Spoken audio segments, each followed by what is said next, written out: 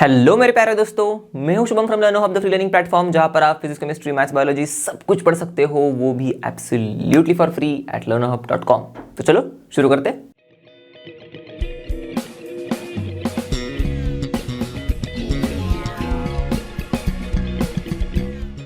तो आज हम लोग इस वीडियो लेक्चर में करने वाले हैं आपके आईसीएसई क्लास 9 केमिस्ट्री का चैप्टर नंबर 3 वाटर के कॉन्सेप्ट्स को पढ़ेंगे। ओके, तो इस वाले वीडियो में हम लोग आपके इस चैप्टर के कुछ कॉन्सेप्ट्स को पढ़ेंगे। उनको पढ़ने के बाद अब कौन से पढ़ेंगे हम लोग देखेंगे आगे, पर उनको पढ़ने के बाद हम लोग फटाक से क्वेश्चंस को भी सॉल्व करेंगे, तो चेक करेंगे हम लोग को कितना समझ में आया है। ओके, तो बिना टाइम वेस्ट किए शुरू करते हैं एंड लेट्स रॉक।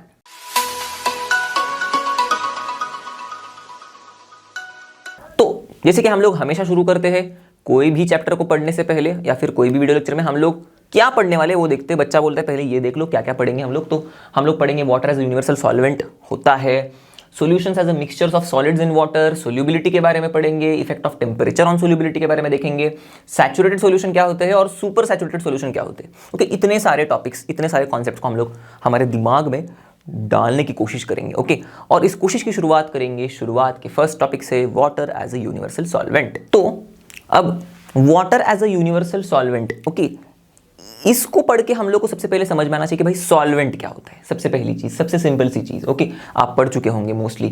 तो सॉल्वेंट होता है वो substance which acts as a medium, okay, जिसमें दूसरे सब्सटेंस डिसॉल्व हो सकते हैं, in which other substances can dissolve. Okay, for example अब पानी का ही एग्जाम्पल लो, तो पानी जो है वो हम लोग अगर उसको किसी और लिक्विड के साथ कंपेयर करेंगे, तो मतलब कोई भी और लिक्विड के साथ अगर आप पानी को कंपेयर करोगे, तो पानी सबसे ज्यादा नंबर ऑफ सब्सटेंसेस को घुलने देता है अपने आप में। सोचो, गजब की चीज है ना, राइट? बहुत ही इंटरेस्टिंग सी चीज। तो पानी तो मतलब ऐसे है कि सर्वव्यापी है, ऐसे समझ लो। ओके, या फिर मैं मजाक में बोल रहा हूं, पर पानी जो है क्या ही बढ़िया चीज है, राइट? सबसे ज्यादा नंबर ऑफ सब्सटेंसेस को डिसॉल्व करती है एज कंपेयर टू बाकी के सारे लिक्विड्स।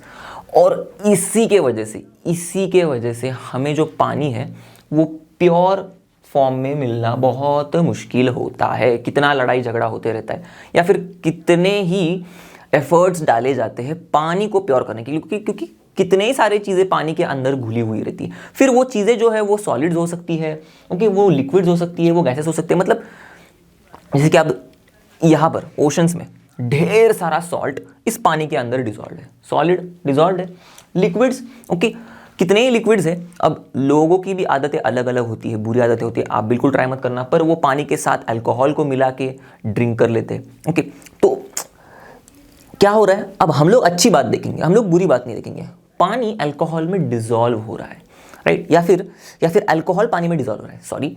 तो इसका मतलब ये दोनों ये जो अल्कोहल है वो लिक्विड है, ये पानी के अंदर डिसॉल्व हो रहा है, राइट? वैसे कई सारे गैसेस है जो पानी के अंदर डिसॉल्व होते हैं भाई, और बहुत ही बड़ा सिग्निफिकेंस है इनका। अगर हमारे पानी के अंदर ऑक्सीजन डिसॉल्व नहीं होता तो बेचारे ये जो एक्वाटिक लाइफ है उनकी जिंदगी तो क्या ही हो जाती। ओके, या फिर जो प्लांट्स भी है, ओके, जो हम लोग तो हमेशा समझते रहते कि भाई ऑक्सीजन डिसॉल्व है पानी में, तो क्या ही हो रहा है। सोचो, कार्बन डाइऑक्साइड भी डिसॉल्व है, और यही कार्बन डाइऑक्साइड जो पानी के नीचे जो एक्वाटिक प्लांट्स होते हैं, ओके, ये प्लांट्स इस कार्बन डाइऑक्साइड का इस्तेमाल करके फोटोसिंथेसिस करते हैं। सोचो, सिर्फ ऑक्सीजन इंपॉर्टेंट नहीं है, महत्वपूर्ण नहीं है कि वो भाई डिसॉल्व है पानी में, कार्बन डाइऑक्साइड का भी डिसोल्यूशन पानी में, या फिर कार्बन डाइऑक्साइड का भी घुलना पानी में बहुत ही महत्वपूर्ण है। ऐसे कई सारे एग्जाम्पल्स है। तो इसीलिए मैंने कहा कि भाई पानी में एकदम सबका एकदम हाईएस्ट वर्जन है।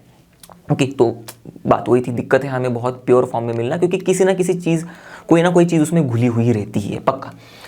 तो इसीलिए पानी इतने सारे सब्सटेंसेस को डिसॉल्व कर पाता है, इसीलिए हम लोग उसको कहते हैं यूनिवर्सल सॉल्वेंट, क्योंकि जो सब्सटेंसेस को डिसॉल्व कर देता है अपने अंदर, ओके, वो जो सब्सटेंस जो एक्ट करता है as a medium so that other substances dissolve हो सके उनके अंदर, उन सब्सटेंसेस को हम लोग सॉल्वेंट कहते हैं। और पानी तो भाई बहुत सारे सब्सटेंसेस को अपने अंदर डिसॉल्व होने देता है, तो इसीलिए हम लोग कहते हैं यूनिवर्सल सॉल्वेंट पानी को।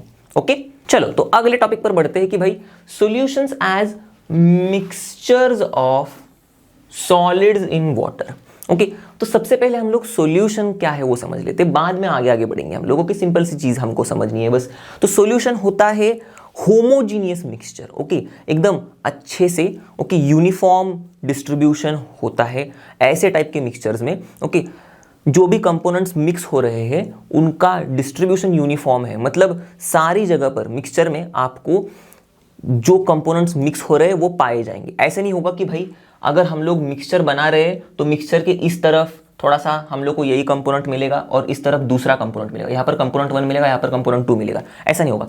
होमोजीनियस मिक्सचर है, इसका मतलब सारे जगह पर हमें कंपोनेंट 1 और कंपोनेंट 2 दोनों भी ओके यहां पर जितने मिल रहे इस कोने में भी उतने ही मिलेंगे।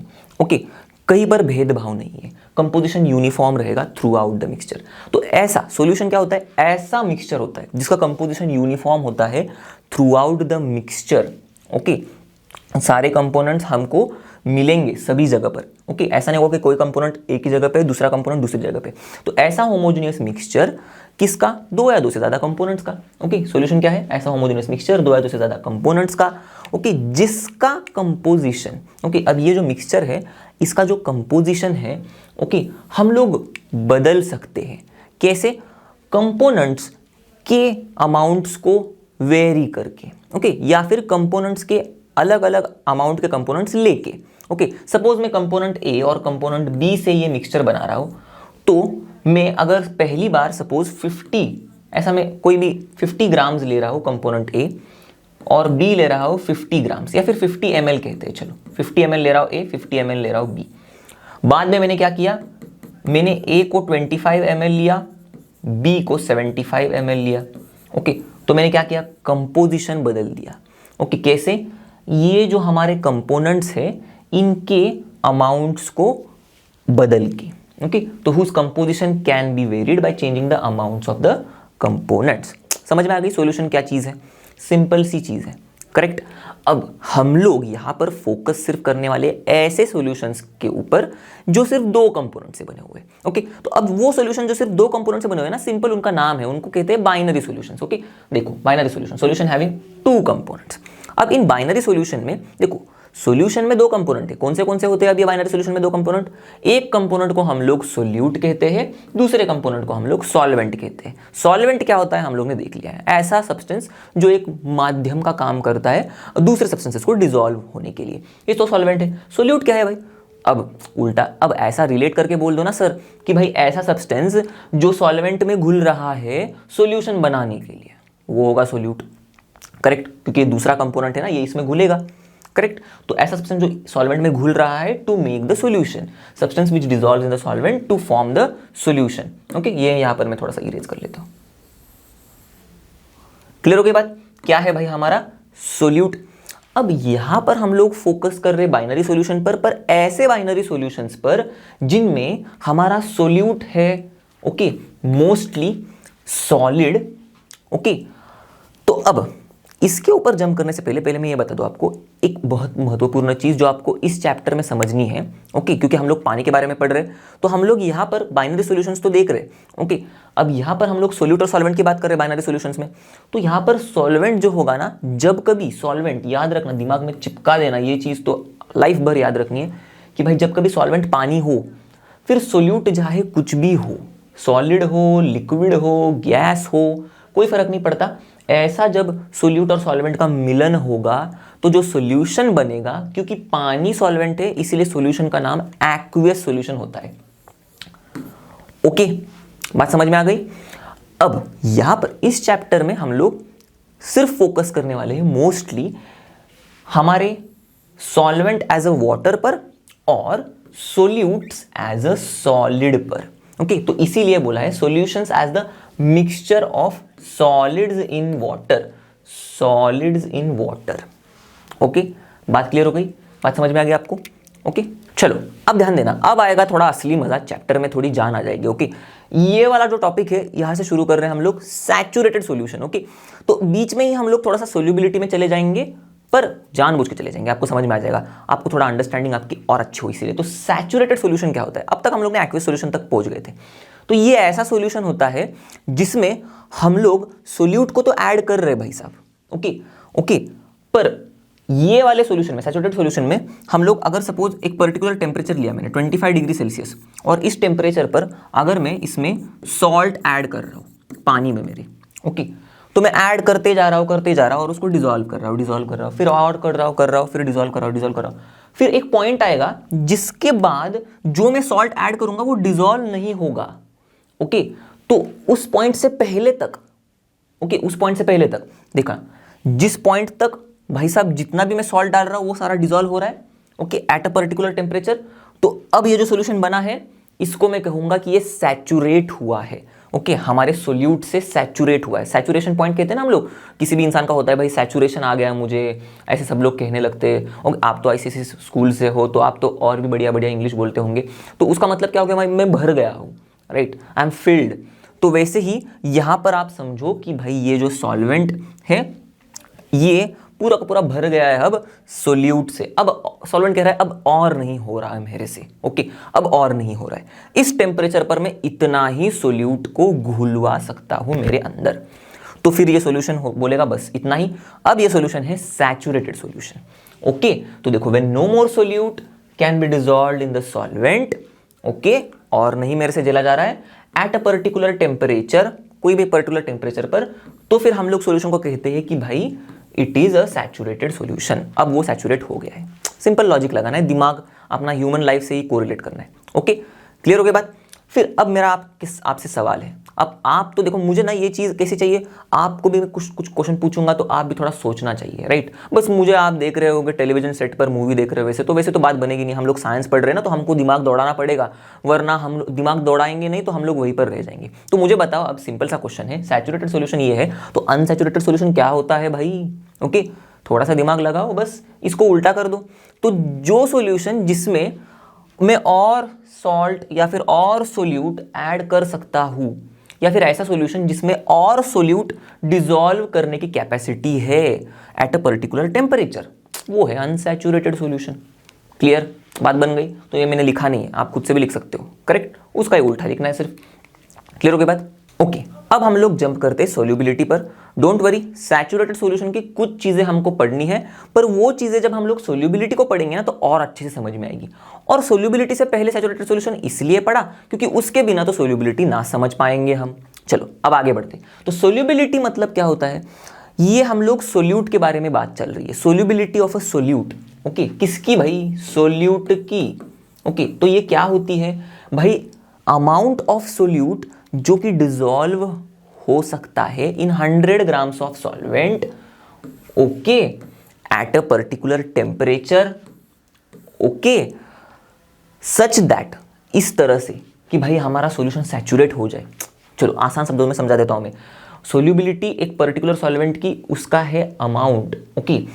तो सपोज फॉर एग्जांपल मैंने सोडियम क्लोराइड ले लिया, सबको पता है ये तो मेरा फेवरेट है, और सबको पता है ये बहुत ही आसानी से पानी में घुलता भी है।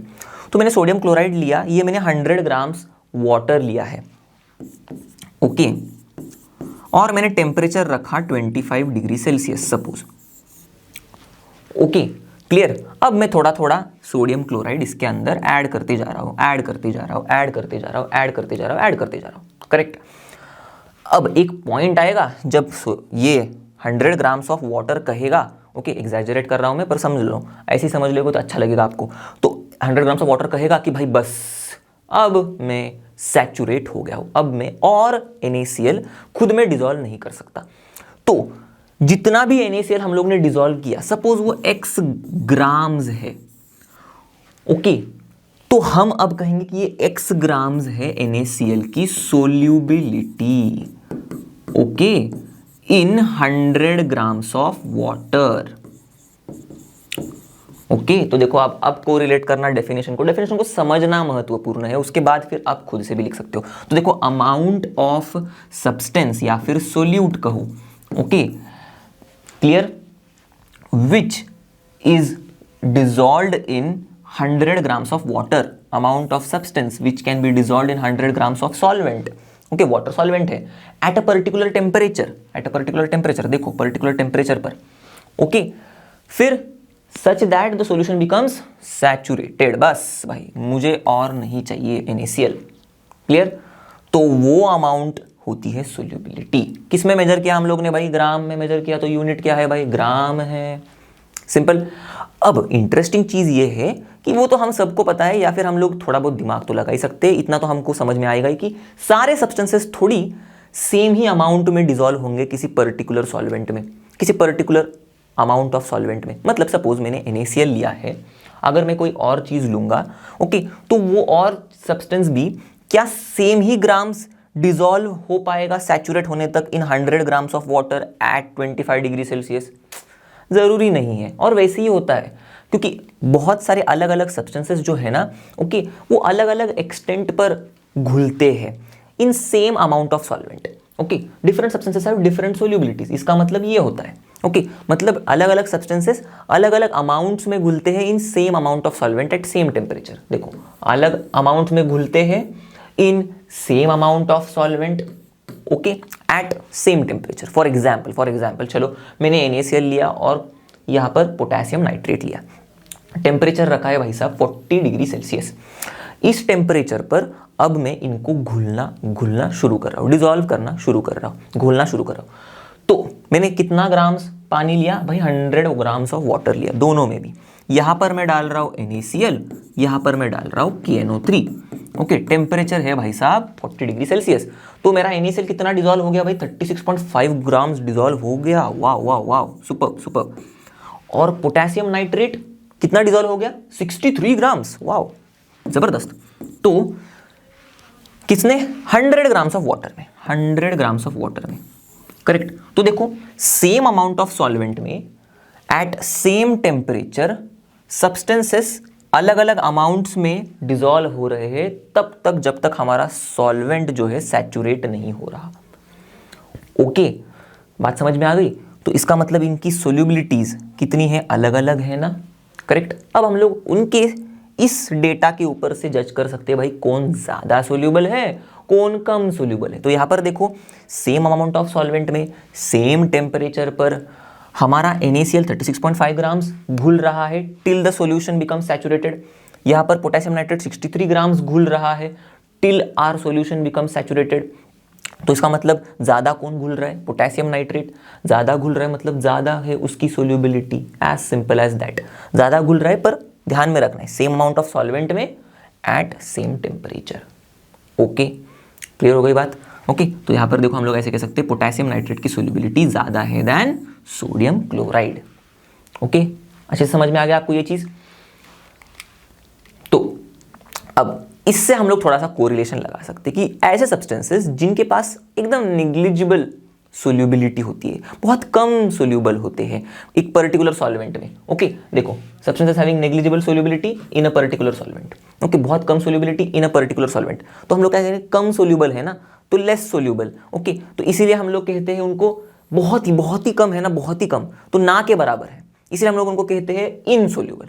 ओके, वो कम वाली जो चीज है वो लेस सोल्यूबल कहेंगे हम लोग, पर ये तो एकदम ना के बराबर सोल्यूबल है इन अ पर्टिकुलर सॉल्वेंट, तो इनसोल्यूबल ही कह देते हैं हम लोग। फॉर एग्जाम्पल, मैंने सिल्वर क्लोराइड लिया, पानी में घुलने की उसकी कोशिश की, तो बहुत ही थोड़े अमाउंट में घुलेगा वो, बहुत ही थोड़े अमाउंट में, तो एकदम वो नेग्लिजिबल अमाउंट है। ओके, तो इसीलिए हम लोग कहते हैं भाई सिल्वर क्लोराइड इनसोल्यूबल है पानी में, करेक्ट। कोई भी चीज को इनसोल्यूबल कहने से पहले किस में इनसोल्यूबल है वो कहना भी उतना ही महत्वपूर्ण है, राइट? बात मान रहे हो ना मेरी आप? ओके, चलो फिर ऐसा सब्सटेंसेस जिसमें हैविंग हाई सोल्यूबिलिटी इन पर्टिकुलर सॉल्वेंट।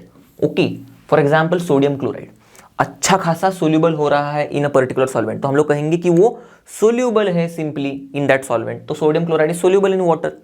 और ऐसे सब्सटेंसेस जिनकी सोल्यूबिलिटी बहुत ज़्यादा अच्छी नहीं है, जैसे कि सोडियम क्लोराइड की है पानी में, या फिर बहुत ज़्यादा लुल भी नहीं, एकदम छोटू सी भी नहीं है, जैसे कि यहाँ पर सिल्वर क्लोराइड की है, बहुत ही नेग्लिजिबल, इतनी भी नहीं, कुछ बीच वाले रेंज में है।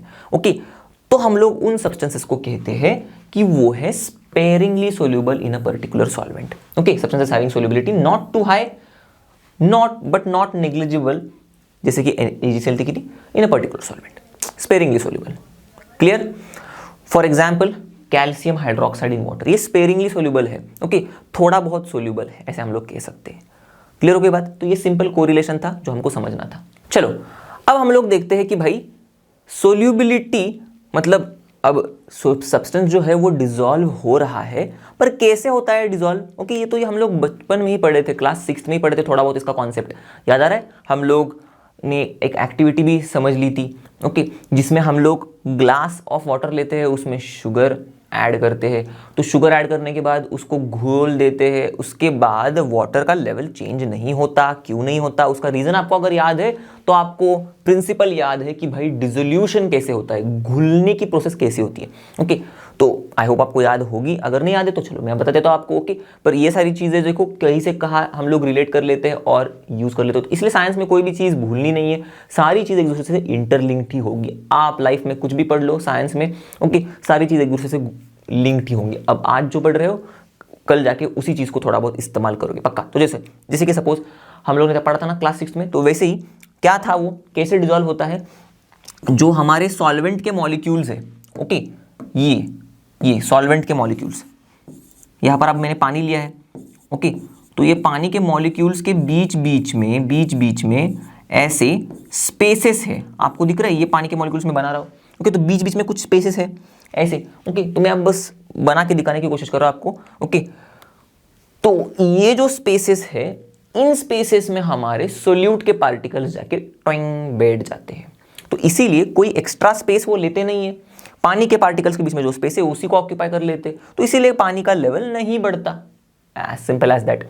तो वही कहानी यहां पर भी है भाई, डिसोल्यूशन होता कैसे है सब्सटेंस का, पार्टिकल्स जो होते हैं हमारे सोल्यूट के वो ऑक्यूपाई करते हैं spaces between the particles of the solvent, जैसे यहां पर हुआ पार्टिकल्स ऑफ सोल्यूट शुगर, उन्होंने ऑक्यूपाई किया spaces between the particles of solvent water, particles of solvent water के पार्टिकल्स के बीच की स्पेस, सिंपल।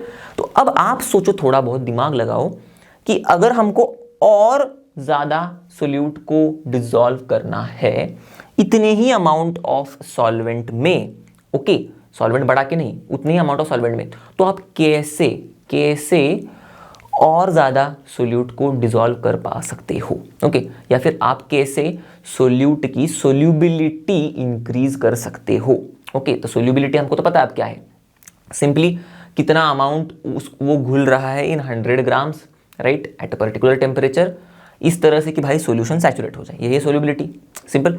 तो उसकी सोल्यूबिलिटी कैसे बढ़ाया जाए, इन सिंपल वर्ड्स, उसका और अमाउंट उस फिक्स्ड अमाउंट ऑफ सॉल्वेंट में कैसे बढ़ाया जाए, ओके, कैसे और अमाउंट डिसॉल्व किया जाए in fixed amount of solvent, कैसे सोचो।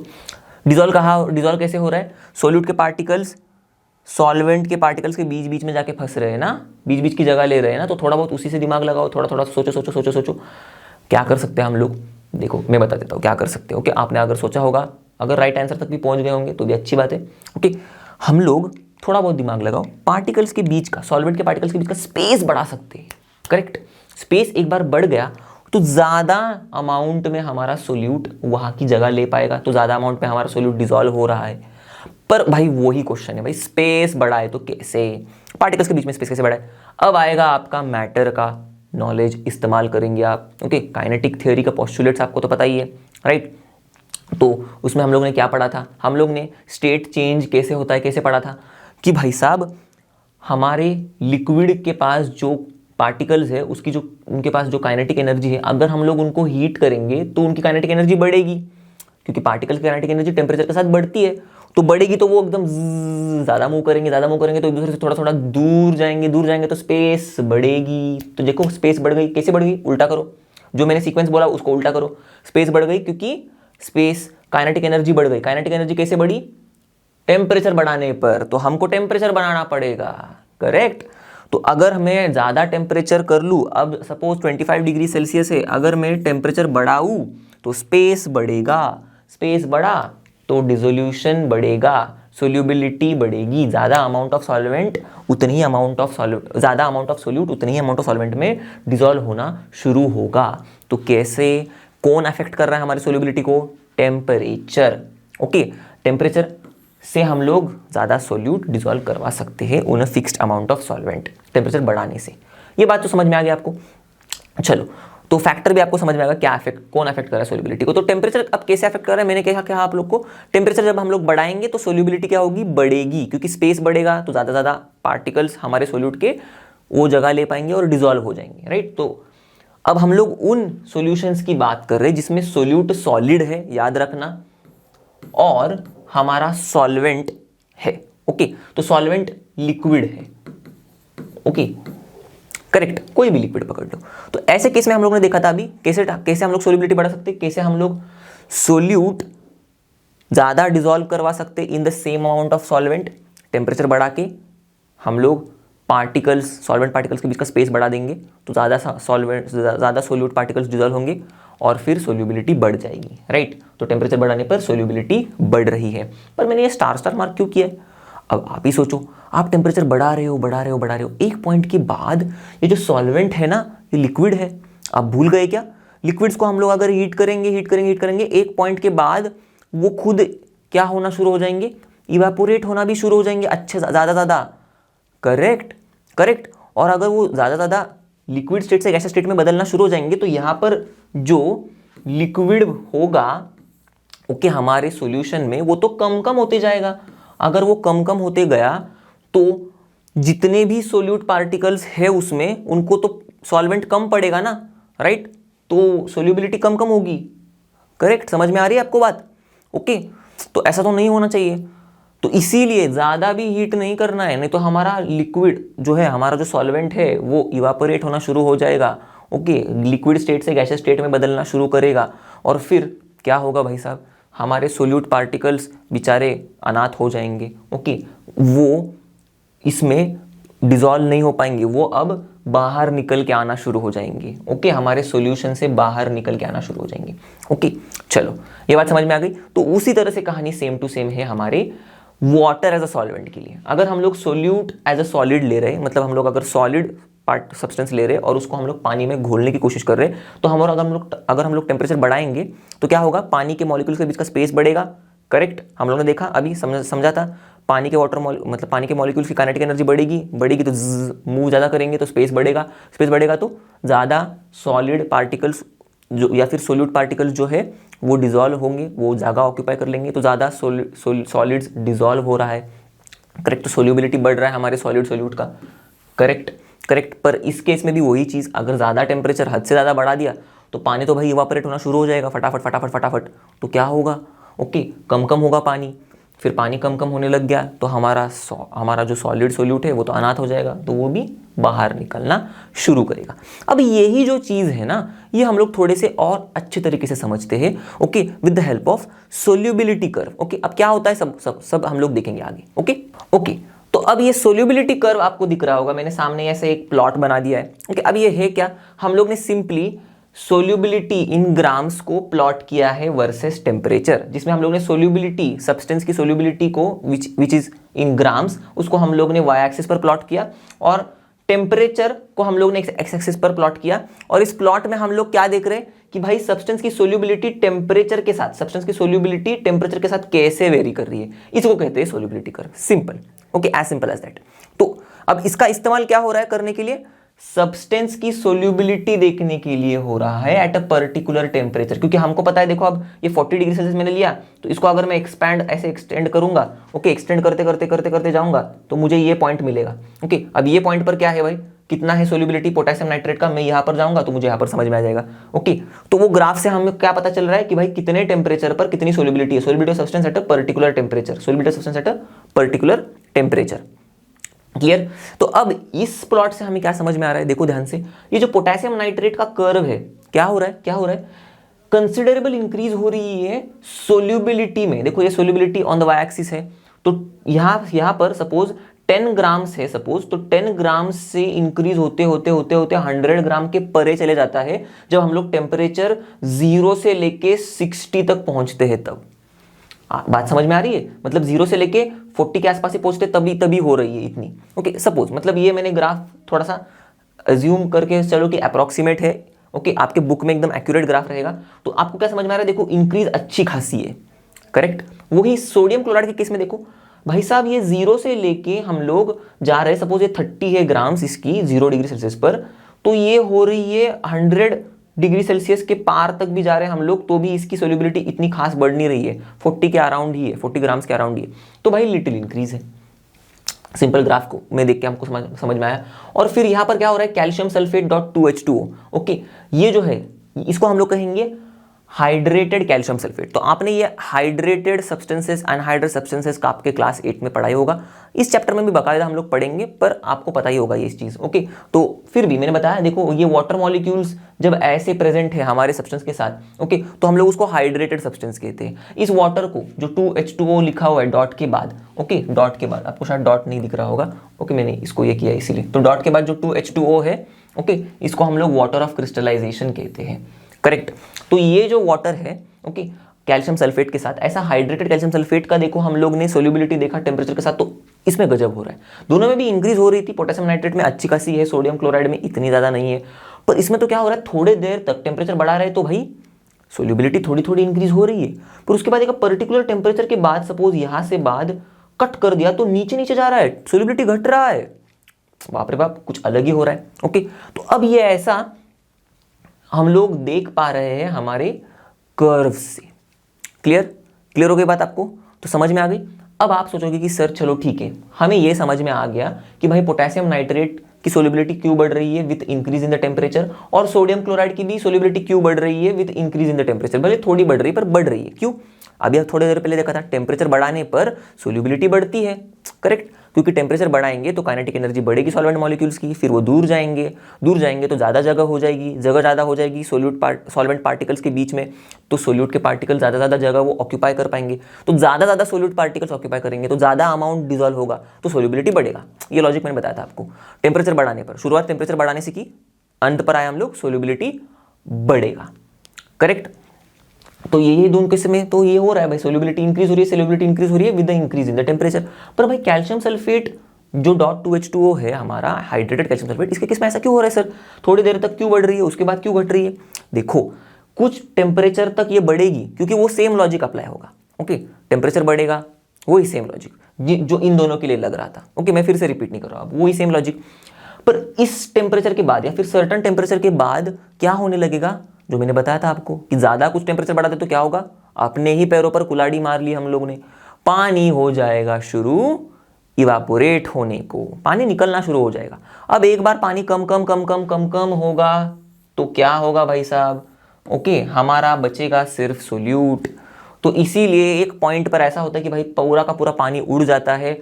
ओके, इसके साथ जो वाटर ऑफ क्रिस्टलाइजेशन है ये भी निकल जाता है, इसका साथ छोड़ देता है, और फिर ये बस कैल्शियम सल्फेट ही रह जाता है।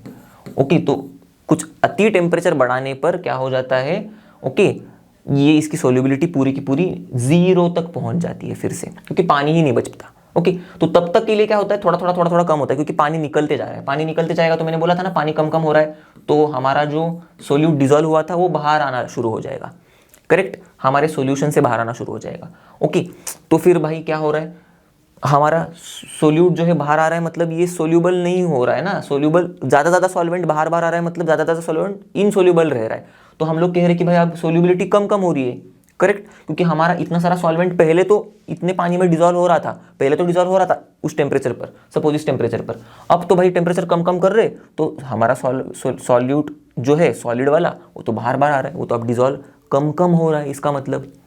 करेक्ट, समझ में आ गई बात? तो ये थी पूरी कहानी। ओके, चलो आगे बढ़ते हैं। सैचुरेटेड सॉल्यूशन के पार्ट जो हम लोग ने छोड़ा था ना, उसको आप पकड़ लेते हैं फिर से, क्योंकि अब हमको अंडरस्टैंडिंग आ गई है कि क्या। देखो, अब जब हमारे पास सैचुरेटेड सॉल्यूशन है कोई, ओके, मेरे पास ऐसा सैचुरेटेड सॉल्यूशन है मस्त एकदम। ओके, चलो मैं इसको ऐसे बता देता हूँ। ओके, इसमें मस्त सोल्यूट जो है वो डिजॉल्व है, और उतना डिजॉल्व है कि भाई हमारा सोल्वेंट बोल रहा है कि बस अब मैं और डिजॉल्व नहीं कर पाऊंगा एट दिस टेम्परेचर, इतना तो सैचुरेटेड सॉल्यूशन है भाई, समझ में आ गया। अब मैंने टेम्परेचर बढ़ा दिया, टेम्परेचर बढ़ाने पर क्या होगा, हम लोग ने जितना सोल्यूट हम लोग डिजॉल्व किए थे ना, अब स्पेसेस और बढ़ गए ना। टेम्परेचर बढ़ाने पर हमारे सॉल्वेंट मॉलिक्यूल्स के बीच के स्पेसेस बढ़ गए, तो और ज़्यादा सोल्यूट डिजॉल्व हो सकता है।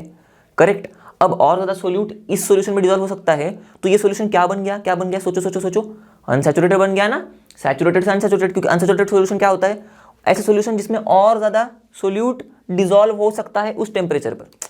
फॉर एग्जाम्पल, सपोज मैं और समझाता हूँ अच्छे से, 25 डिग्री सेल्सियस था।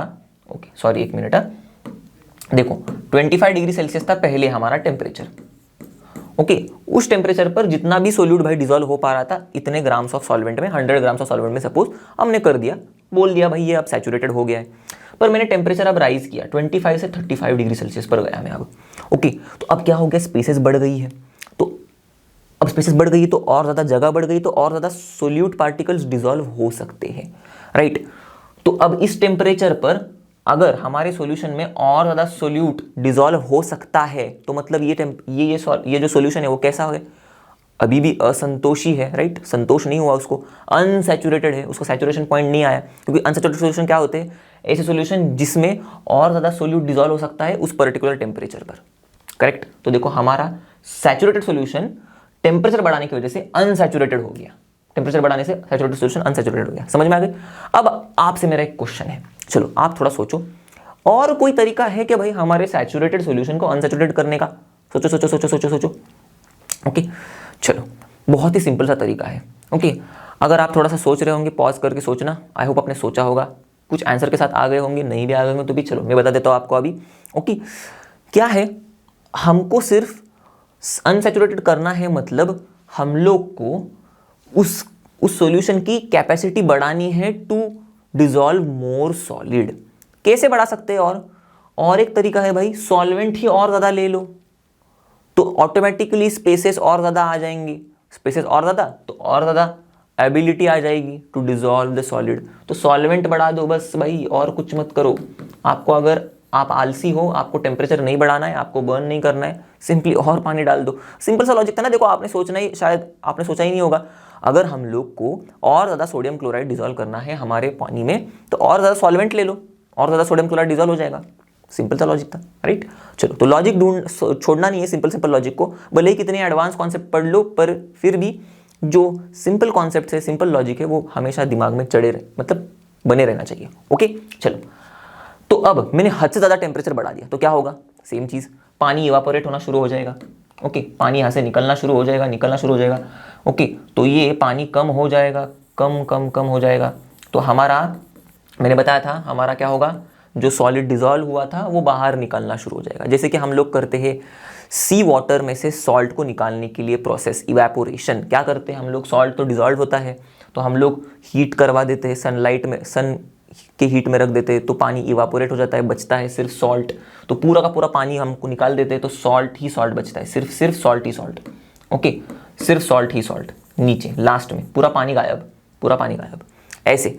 तो वैसे ही कुछ होगा, थोड़ा करके पानी निकलेगा तो सॉल्ट बाहर आते जाएगा, ओके। ये सॉल्ट बाहर आते जाएगा तो मतलब क्या हुआ, हमारा अब जो सॉल्यूशन है, ओके, उसकी सॉल्ट अगर बाहर आ रहा है तो वो इसको डिसॉल्व नहीं कर पा रहा है, तो हमारे सॉलिड सोल्यूट की सोल्यूबिलिटी कम हो रही है, ऐसे हम लोग कह सकते हैं, ओके।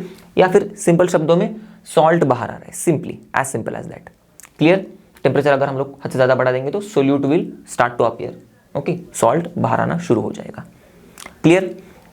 चलो अब आते हैं हम लोग उस वाले सिनारियो पर जिसमें हम लोग टेम्परेचर घटा देंगे तो क्या होगा।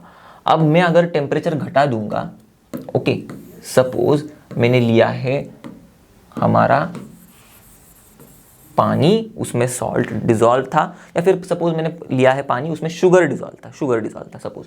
तो अब मैं टेम्परेचर घटा रहा हूँ तो क्या होगा, टेम्परेचर घटाने पर, देखो टेम्परेचर बढ़ाने पर क्या हो रहा था, स्पेसेस बढ़ रही थी, करेक्ट। तो स्पेसेस बढ़ रही थी तो और ज़्यादा सॉलिड सोल्यूट डिसॉल्व हो रहा था, करेक्ट। तो सोल्यूबिलिटी बढ़ रही थी। अब टेम्परेचर घटाने पर उल्टा होगा, स्पेसेस कम होगी तो और कम सॉलिड डिसॉल्व हो पाएगा, और कम सॉलिड सोल्यूट डिसॉल्व हो पाएगा, और कम सॉलिड सोल्यूट डिसॉल्व हो रहा है मतलब सोल्यूबिलिटी कम हो रही है। तो अब सोल्यूबिलिटी कम होगी तो ऑटोमेटिकली हमारा सॉलिड क्या होगा, अब वो बाहर आना शुरू हो जाएगा, क्योंकि अब उतने पानी में उसको जगह नहीं मिलेगी डिसॉल्व होने के लिए, तो बाहर आना शुरू हो जाएगा। तो क्या हो रहा है, solute crystals will start to appear, okay. बात समझ में आ गई कि सैचुरेटेड सॉल्यूशन में कैसे कैसे टेम्परेचर की चेंजेस की वजह से कुछ गड़बड़ियां हो सकती है, ओके। अब फाइनली जो बचा हुआ सॉल्यूशन रहेगा, देखो जो मैंने अभी तक कहानी बताई थी कि हमेशा क्या होगा, पानी कम हो जाएगा, या फिर सॉल्वेंट कम हो जाएगा, करेक्ट, ओके। ये यहाँ पर था, फिर और कम हो जाएगा, पर सॉल्वेंट कम होगा फिर भी उसके अंदर कुछ ना कुछ तो सोल्यूट डिसॉल्व है, तो वो जो है हम लोग उसको सैचुरेटेड सॉल्यूशन कहेंगे, सिर्फ उतने पार्ट को, ऊपर वाले सॉलिड को नहीं कंसिडर कर रहे हम लोग, सिर्फ ये जो रिमेनिंग सॉल्यूशन है उसको हम लोग सैचुरेटेड सॉल्यूशन कहेंगे। ओके, क्योंकि उस टेम्परेचर पर, एटलीस्ट उस टेम्परेचर पर भी तो जितना भी सॉल्वेंट है यहाँ पर उसने वो जितना सोल्यूट डिसॉल्व कर सकता है उसने उतना कर लिया है। तो फिर जितना भी सॉल्वेंट है यहाँ पर उसने जितना भी वो डिसॉल्व कर सकता है उतना उसने कर लिया है, इसका मतलब वो सैचुरेटेड है, इतना वाला पार्ट। इसीलिए बोला है remaining solution is still saturated, पर अब टेम्परेचर कम है तो इसीलिए at a lower temperature. Okay, clear हो गई बात। पिछले वाले सिनारियो में ऐसी चीज हो रही थी, तो रिमेनिंग सॉल्यूशन जो था वो भी सैचुरेटेड है, पर अब एट हायर टेम्परेचर। बात वही है। ओके, क्योंकि सॉल्यूट बाहर आ रहा है तो बचा हुआ जो भी सॉल्वेंट है जिसमें अभी तक सॉल्यूट डिसॉल्व है उसने तो अपना पूरा कोशिश किया है, जितना भी उससे हो रहा है उतना डिसॉल्व कर लेने का खुद के अंदर, तो वो तो सैचुरेटेड है, पर एट अ हायर टेम्परेचर अभी। ओके, क्योंकि हम लोग ने टेम्परेचर बढ़ा के सॉल्यूट को बाहर निकाला था थोड़ी देर पहले, राइट। थोड़ी देर पहले आप वीडियो में पीछे जाके देखोगे तो आपको समझ में आ जाएगा। टेम्परेचर ज़्यादा बढ़ा है तो solute will start to appear बाहर। ओके, तो बचा हुआ है जो उस टेम्परेचर पर वो सैचुरेटेड है। क्लियर। चलो अब दोस्तों आते हैं हमारे लास्ट टॉपिक पर, ओके, इस वीडियो के, जो कि है सुपर सैचुरेटेड सॉल्यूशन। आपको दिख रहा है स्क्रीन के ऊपर। तो अब ये कब होता है, देखो कुछ कुछ जो सोल्यूट्स होते हैं ना, जैसे कि सोडियम एसिटेट्स, ओके, ये वाला सोडियम एसिटेट वाला जो सोल्यूट है, इसका हम लोग सैचुरेटेड सॉल्यूशन अगर बना दे, ओके, अगर मैंने इसका सैचुरेटेड सॉल्यूशन बना लिया है सपोज, ओके, चलो बना लिया मैंने, ठीक है। अब एक पर्टिकुलर टेम्परेचर पर मैंने बनाया, सपोज मैंने बनाया 50 डिग्री सेल्सियस पर। ओके, अब मैं क्या कर रहा हूं, अब मैं टेम्परेचर कम करवा रहा हूं। अब सपोज मैंने 25 डिग्री सेल्सियस पर लेके आया मैं इसको, पर होता क्या है मालूम है, अब हम लोग ने क्या सीखा है कि भाई जब हम लोग सैचुरेटेड सॉल्यूशन रहेगा टेम्परेचर कम करेंगे तो क्या होगा, सोल्यूबिलिटी कम होगा, करेक्ट। थोड़ी देर पहले यही पर सीखा था, टेम्परेचर कम करेंगे सोल्यूबिलिटी कम होगा, सॉल्यूट बाहर आएगा, करेक्ट। तो यहाँ पर भी हम लोग वही एक्सपेक्ट कर रहे हैं कि भाई सॉल्यूट बाहर आना चाहिए, पर यहाँ पर सोल्यूट बाहर नहीं आता भाई साहब। ओके, कुछ अजब ही चीज हो रही है। तो ये जब ऐसे सब चीजें होती है तो अब 25 डिग्री सेल्सियस पर भी सोल्यूट बाहर नहीं आया, ये ऐसी की ऐसी ही है, तो अब हम लोग इसको सैचुरेटेड तो नहीं कह सकते, राइट। ये तो कुछ अजीब चीज हो रही है, क्योंकि 50 डिग्री सेल्सियस पर सैचुरेटेड था ये, अब टेम्परेचर कम करने पर भी सॉलिड बाहर नहीं आ रहा है, मतलब उतना का उतना सॉलिड उसमें डिसॉल्व है, सैचुरेटेड सॉल्यूशन से ज्यादा सोल्यूट उसमें डिसॉल्व है। तो हम लोग फिर क्या करेंगे, सैचुरेटेड से बड़ा सुपर सैचुरेटेड, इसीलिए उसका नाम सुपर सैचुरेटेड दिया। तो ऐसे सॉल्यूशंस को हम लोग इसीलिए सुपर सैचुरेटेड सॉल्यूशन कहते हैं। तो सुपर सैचुरेटेड सॉल्यूशन का देखो डेफिनेशन सिंपल सा ही है, ओके, समझना है बस हमको क्या है। A supersaturated solution is a solution that contains more than the maximum amount of solute that is capable of being dissolved at a given temperature. Okay, देखो maximum amount of solute that is capable of being dissolved at a given temperature मतलब उतना solute जितना saturated solution में होता है, क्योंकि देखो saturated solution में ही तो maximum amount of solute होता है that is capable of being dissolved at a given temperature. Okay, for example sodium chloride मैंने लिया 25 डिग्री सेल्सियस पर, maximum amount of sodium chloride जितना डिसॉल्व हो पाएगा एट दिस टेम्परेचर वो होगा, राइट। सैचुरेटेड सॉल्यूशन में जितना होता है सोल्यूट उतना, करेक्ट, क्योंकि देखो मैक्सिमम अमाउंट इससे परे अब सॉल्वेंट नहीं सहन कर सकता और सोल्यूट को, करेक्ट।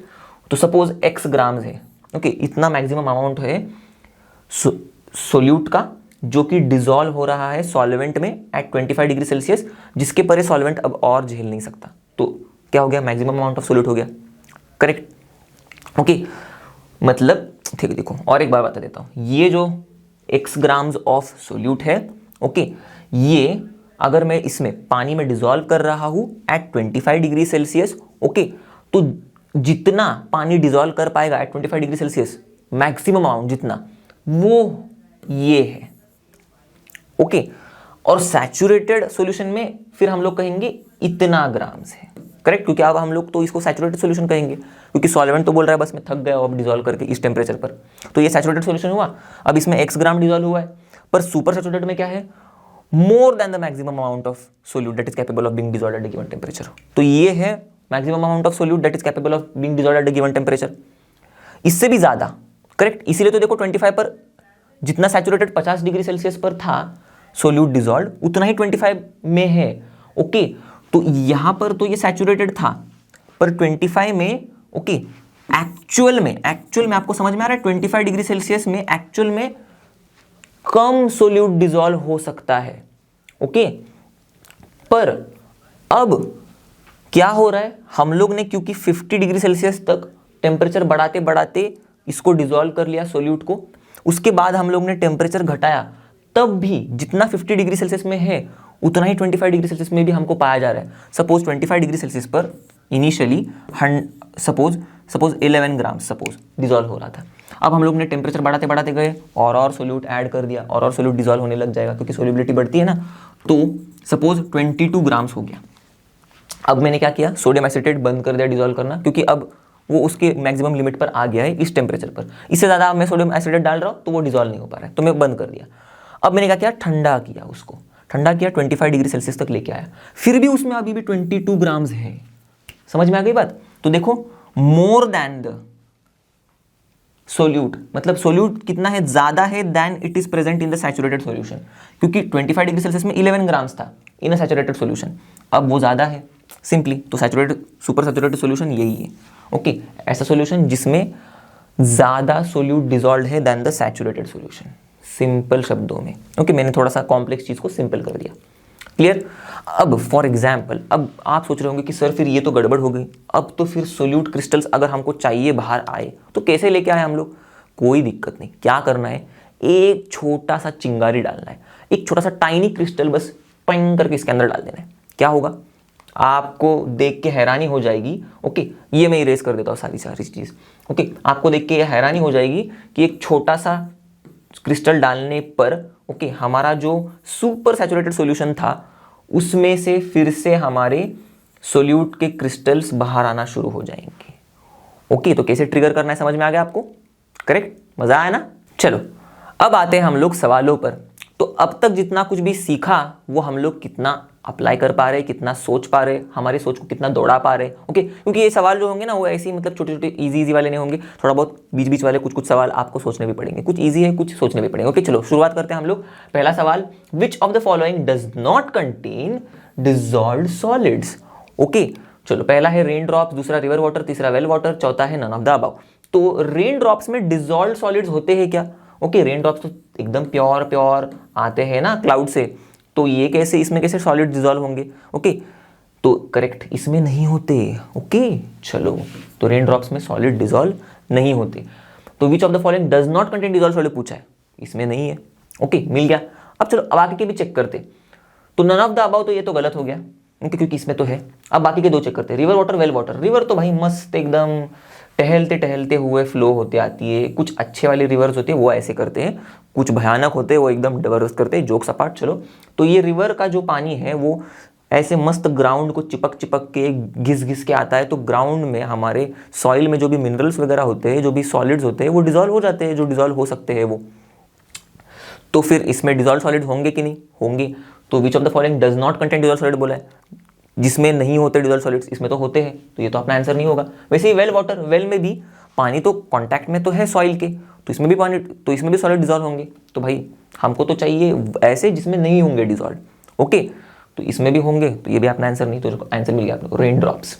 Okay, clear? चलो आगे बढ़ते। How is air dissolved in water? ध्यान देना इस क्वेश्चन पर, different from the ordinary air.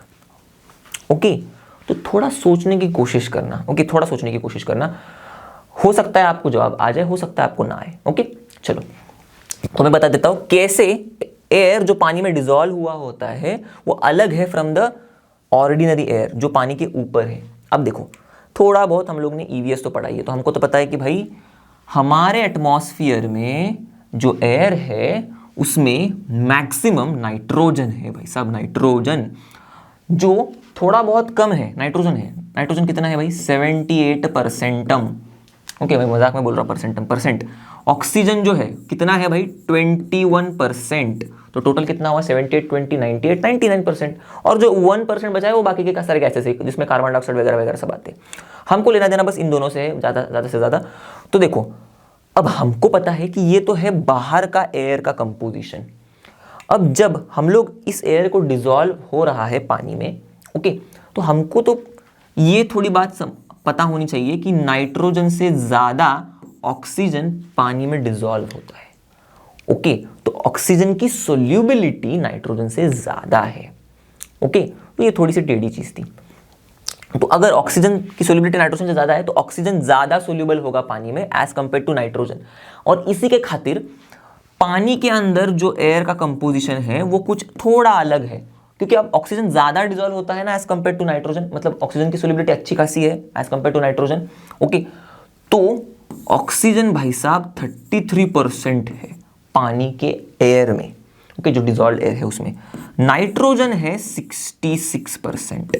Okay, तो कितना हुआ 60 + 30 90 99 हो गया, और बचा 1% जो है वो कार्बन डाइऑक्साइड और बाकी के गैसेस वगैरह में कार्बन डाइऑक्साइड होगा, कार्बन डाइऑक्साइड है।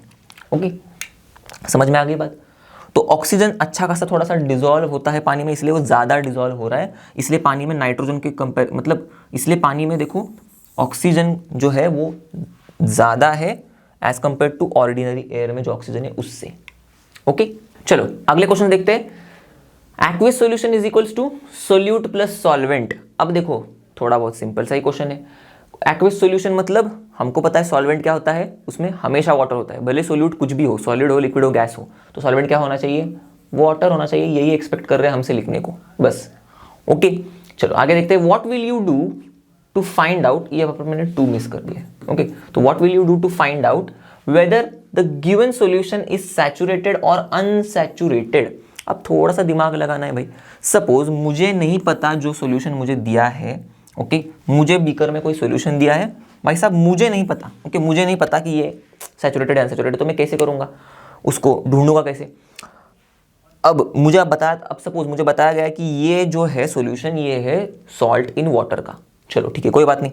तो अब मैं क्या करूँगा, इसमें सबसे पहले सॉल्ट और ऐड करने की कोशिश करूँगा। अगर सॉल्ट ऐड किया, ओके, और वो उसको मैं घोलूंगा और अगर वो डिसॉल्व हो गया तो इसका मतलब ये अनसैचुरेटेड था, करेक्ट। इसीलिए इसमें और सोल्यूट डिसॉल्व हो सका उसी टेम्परेचर पर, कोई टेम्परेचर नहीं बढ़ाया मैंने, उतने ही टेम्परेचर पर मैंने क्या किया, और सॉल्ट डाला और डिसॉल्व करने की कोशिश की स्टर करने पर, तो और सॉल्ट डिसॉल्व हो गया, इसका मतलब उसमें और थोड़ी कैपेसिटी थी उसी टेम्परेचर पर और सोल्यूट डिसॉल्व करने की, तो इसका मतलब वो अनसैचुरेटेड था, असंतोषी था, करेक्ट।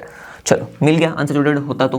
पर अगर सपोज मैं और सॉलिड ऐड कर रहा हूं पर वो डिसॉल्व नहीं हो रहा है, ठीक है भाई साहब, तो अब इसका मतलब क्या है, सिंपल, वो सैचुरेटेड है। उसको और एक डबल क्रॉस कर सकते हो हम लोग, क्रॉस चेक कर सकते हो। कैसे, हम लोग क्या कर सकते हैं, उसी टेम्परेचर पर हम लोग ने जो सोल्यूट डाला था ना वो डिसॉल्व नहीं हुआ ना, अब हम लोग थोड़ा सा हीट करना शुरू कर देंगे उसको, ओके, और देखेंगे कि भाई क्या हो रहा है। अगर हीट करने पर जो एक्स्ट्रा हम लोग ने सोल्यूट डाला था वो डिसॉल्व हो गया, इसका मतलब वो पक्का सैचुरेटेड सॉल्यूशन ही था पहले, ओके। क्योंकि क्या हुआ, देखो पहले पक्का सैचुरेटेड सॉल्यूशन था तो उसमें कोई स्कोप नहीं था, कोई जान नहीं थी सॉल्वेंट में और सोल्यूट डिसॉल्व होने की, तो इसीलिए वो डिसॉल्व नहीं हुआ। पर अब हीट करने के बाद क्या हुआ, टेम्परेचर बढ़ा तो सोल्यूबिलिटी बढ़ती है, तो इसीलिए फिर उतने ही अमाउंट ऑफ सॉल्वेंट में और ज़्यादा सोल्यूट डिसॉल्व हो पाया, ओके। तो इसीलिए हम लोग कहते हैं सोल्यूबिलिटी सॉल्यूट की बढ़ गई, करेक्ट, राइट। वो तो चीज़ हम लोग ने सीखी। पर इसके अंदर अगर सोल्यूट डिसॉल्व हुआ टेम्परेचर बढ़ाने पर, तो इसका मतलब वो पहले सैचुरेटेड ही था, क्योंकि सैचुरेटेड सॉल्यूशंस में ही अगर हम लोग टेम्परेचर बढ़ाएंगे तो वो अनसैचुरेटेड हो जाते हैं, हम लोग ने पढ़ा था। और अनसैचुरेटेड होंगे और उसमें ऑलरेडी थोड़ा बहुत ऊपर सोल्यूट है तो वो डिसॉल्व हो ही जाएगा, ओके, पक्का होगा, राइट। और ज़्यादा हम लोग ने ऐड किया तो शायद और ज़्यादा भी हो सकता है, अब वो डिपेंड करता है कि वो कितना अनसैचुरेटेड है। क्लियर, बात समझ में आ गई आपको, ओके। तो इसी के साथ दोस्तों हम लोग इस वीडियो के एंड पर आ गए हैं। हम लोग ने इस चैप्टर के जितने भी कॉन्सेप्ट सीखे, आई होप आपको मेरे साथ पढ़ने में मजा आया होगा, आपको समझ में भी आई होंगी चीज़ें। पर ये चीज़ मेरे को बिल्कुल कमेंट सेक्शन में बताना, ओके, मैं आपके कमेंट्स का बिल्कुल वेट करूंगा।